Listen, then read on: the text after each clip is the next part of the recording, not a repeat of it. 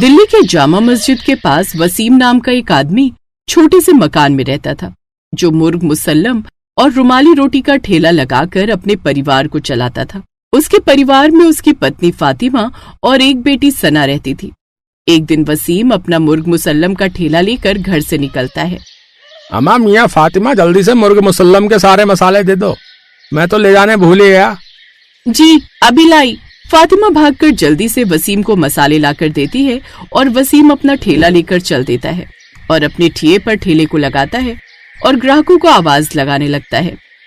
अरे आओ आओ, गर्मा गर्म मुर्ग मुसल्लम रुमाली रोटी के साथ खाओ भाई, आओ आओ। वसीम ग्राहकों की राह देख रहा होता है कि तभी उसकी आवाज सुनकर उसके पास इमरान नाम का एक ग्राहक आता है। अम्मा मियाँ कैसे हो वसीम भाई, आज बहुत दिन से मुर्ग मुसल्लम का ठेला लगाया है। अम्मा मियाँ वो भाई मेरी बेटी की तबीयत ठीक नहीं चल रही थी। अब ठीक है आपकी बेटी भाई? हाँ भाई अब ठीक है, अल्लाह के रहम है। जरा अब मेरे लिए अपने हाथों का बढ़िया सा मुर्ग मुसल्लम लगा दो और साथ में रुमाली रोटी भी दे देना। हाँ ठीक है भाई, तुम 2 मिनट रुको, मैं तुम्हारे लिए बढ़िया सा मुर्ग मुसल्लम लगाकर तैयार कर देता हूँ। ठीक है, आज मैंने अपनी खाला के हाथों के बने मसाले डालकर मुर्ग मुसल्लम को तैयार किया है। अम्मा मियाँ तो देर किस बात की, अब जल्दी से एक प्लेट मुर्ग मुसल्लम के लगा दो ताकि उसे खाकर मुझे भी मजा आ जाए। तभी वसीम इमरान के लिए मुर्ग मुसल्लम की प्लेट लगाकर उसको दे देता है। इमरान उसको खाकर कहता है, वाह वसीम मियाँ वाह, आपके मुर्ग मुसल्लम की तो बात ही कुछ और है। इमरान वसीम को पैसे देकर वहाँ से रवाना हो जाता है। ऐसे ही वसीम के पास दिन के 20-30 ग्राहक आ जाते हैं और उसकी दिन की 1000 तक की कमाई हो जाती थी। और जब शाम को वसीम वापस अपने घर पर आता है तो वो अपनी फूफो को घर आया हुआ देखता है।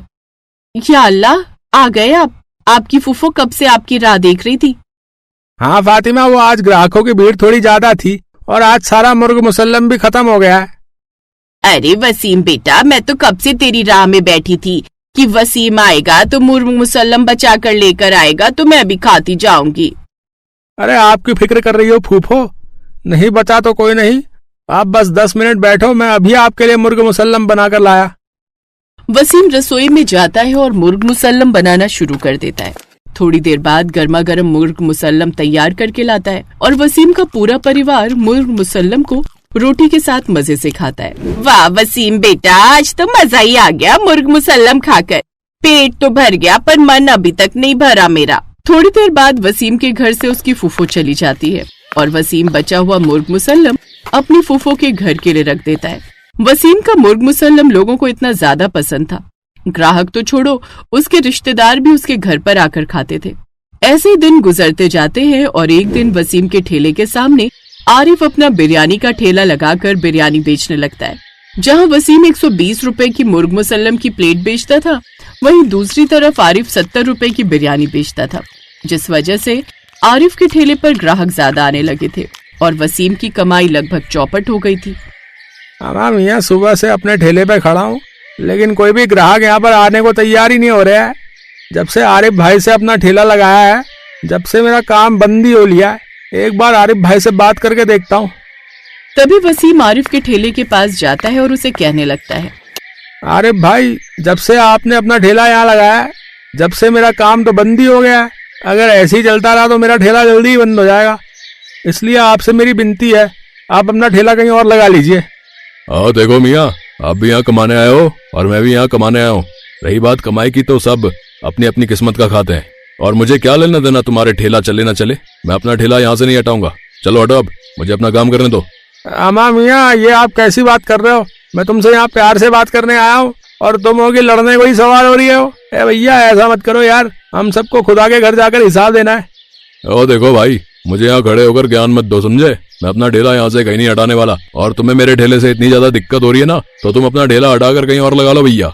आरिफ की ये बात सुनकर वसीम को बहुत बुरा लगता है और सारा दिन अपने ठेले पर मायूस सा खड़ा रहता है और रात को अपने घर वापस आ जाता है और उसको उदास देखकर फातिमा उससे कहती है, क्या हुआ जी, आज तुम इतने परेशान क्यों नजर आ रहे हो? फिर वसीम उसको सारी बातें विस्तार से बता देता है। ये बात सुनने के बाद फातिमा ने कहा, ठीक कह रहा है वो, आप ही अपना ठेला कहीं और लगा लो। वैसे भी जिन लोगों को आपका मुर्ग मुसल्लम पसंद है वो तो फिर भी आपके ही पास आएंगे ना। तभी कुछ सोचकर वसीम कहता है, फातिमा, मैं सोच रहा था कि क्यों ना मैं मुर्ग मुसल्लम के रेट कम करके और सस्ता माल लगाकर बेचने लगूं। नहीं जी, दाम घटने से सिर्फ नुकसान होता है। लोगों को लगेगा कि इनके खाने में दम नहीं है। और रही बात सस्ता माल लगाने की, हम लोग मुसलमान हैं, जमीर के पक्के, और ये सब हमको इजाजत नहीं देता। वसीम को फातिमा की बात बिल्कुल ठीक लगती है और फिर वो अगले दिन खुद से ही अपना ठेला लगाने की जगह को बदल लेता है और एक फैक्ट्री के बाहर बेचने लगता है। और वहाँ पर कई सारे फैक्ट्री के लोग मुर्ग मुसल्लम खाने आया करते थे। फिर एक दिन उसके ठेले पर एक ग्राहक आता है और उससे कहता है, भाई आप मुर्ग मुसल्लम तो बहुत अच्छा बेचते हो और साथ में रुमाली रोटी खाकर तो हा मजा ही आ जाता है। पर एक बात कहूँ भाई, आजकल लोगों को रोटी से ज्यादा चावल खाने पसंद है।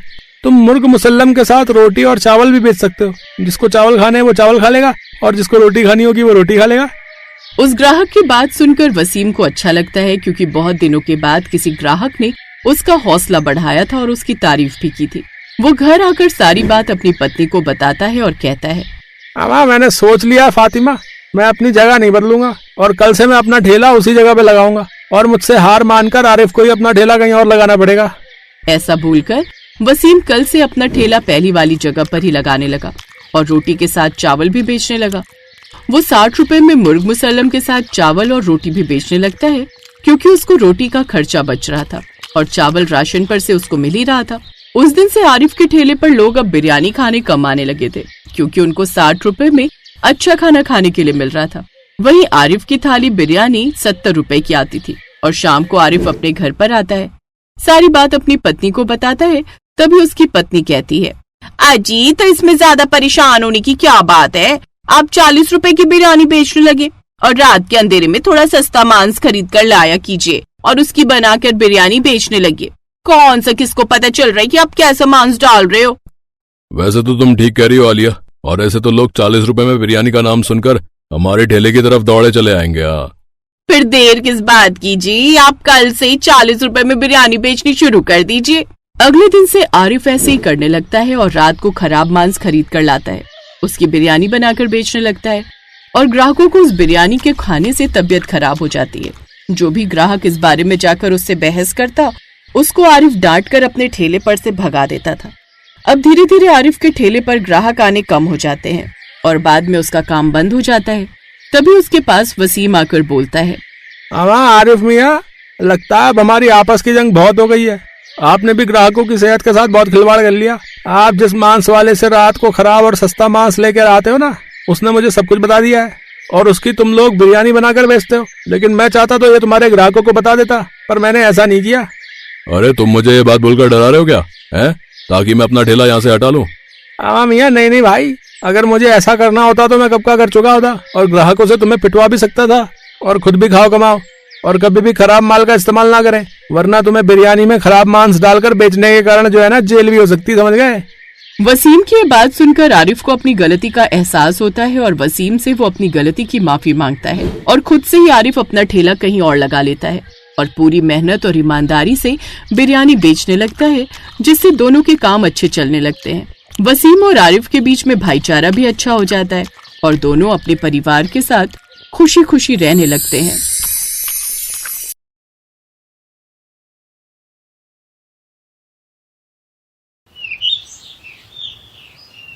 सुषमा और सुमन दोनों देवरानी जेठानी के घर आमने सामने थे। जेठानी सुषमा के घर वेज खाना बनता था और देवरानी सुमन के घर नॉनवेज बनता था। जब भी सुमन के घर नॉनवेज बनता तो उसकी महक सुषमा के घर तक जरूर पहुंचती थी, जैसे आज पहुंच रही थी। दीपक, सुमन चाची आज खाने में क्या बना रही हैं?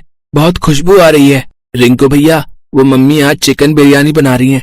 आज हम सबका चिकन बिरयानी खाने का मन था, इसलिए। चिकन बिरयानी का नाम सुनकर रिंकू के मुंह में पानी आ जाता है। तभी सुमन आंगन में आ जाती है। चाची जी, आपने चिकन बिरयानी बनाई है? हाँ, बस बना कर ही आई हूँ, खाओगे?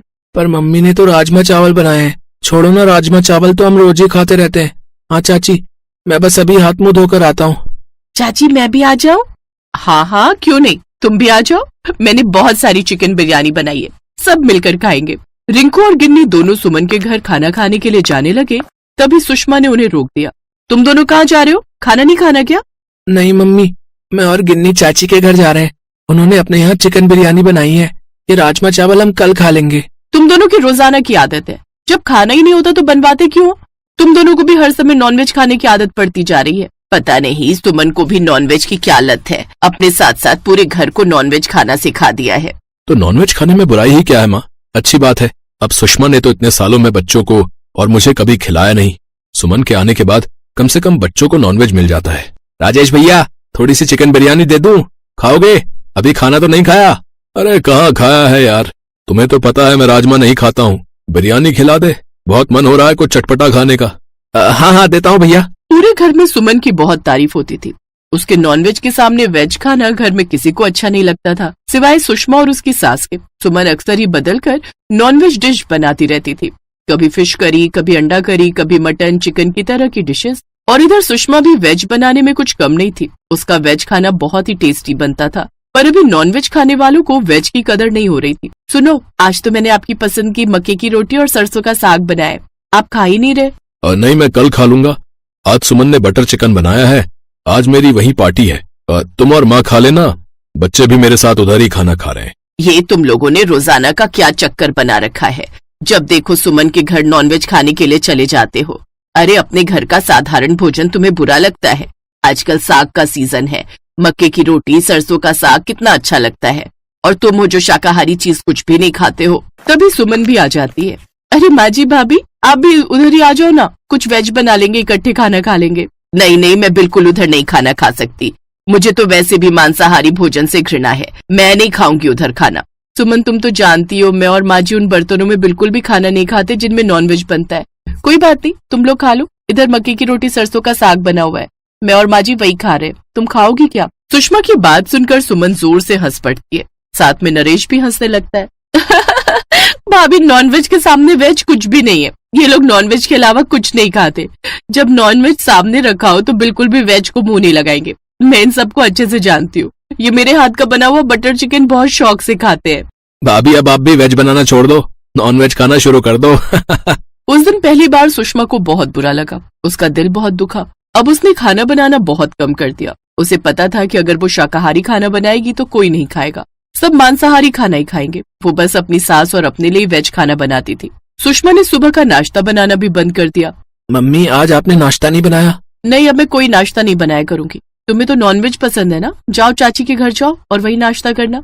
क्या बात है, आज कुछ खाने का नहीं? तुम लोग घर पर खाते ही कब हो जो सुषमा बनाए?